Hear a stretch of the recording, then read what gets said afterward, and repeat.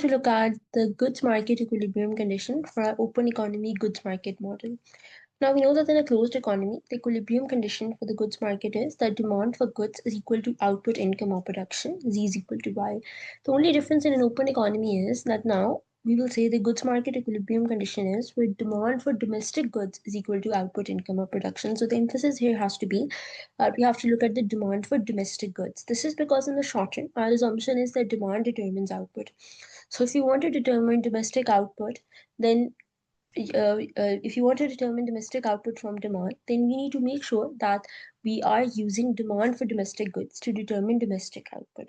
So to get demand for domestic goods, we will need to consider imports and exports now. So the difference is now when we look at the goods market equilibrium condition, we need to be very clear that we are setting output income of production equal to demand for domestic goods. In a closed economy, we do not have to worry about this, but now in an open economy, we need to emphasize on the word domestic because domestic output, income, or production will be determined by demand for that domestic output.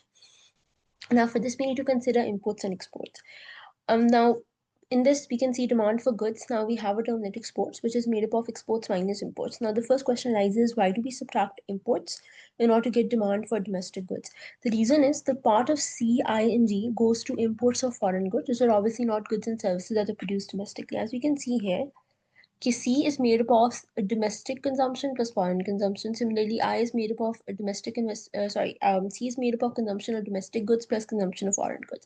I is made up of investment on domestic goods plus investment on foreign goods. G is made up of government spending on domestic goods plus government spending on foreign goods, right? So we want to remove this foreign component because you want to look at demand only for domestic goods. You only want to look at consumption, investment, and government spending on domestic goods. So for this, we subtract imports as then in imports, the consumption for foreign goods will cancel out this consumption for foreign goods, the investment for foreign goods will cancel out this investment for foreign goods, and this government spending on foreign goods will cancel out this government spending on foreign goods. So that in our demand for domestic, so that we get our, so that the part of C, I, and G which goes to foreign goods gets cancelled out, and we're only including consumption, investment, and government spending on domestic goods. Now we add exports because we need to add the demand for domestic goods that come from foreigners. So this is why now in our goods market equilibrium condition, we have to specifically look at where output income of production is equal to demand for domestic goods. The emphasis here is on domestic. And to get the demand for domestic goods, so we need to add exports to add demand for domestic goods coming from foreigners, and we need to subtract imports to make sure we cancel out the part of C, I, and G that goes to imported or foreign goods. So now our demand for domestic goods is given to us as C plus I plus G plus net exports, and net exports are exports minus imports.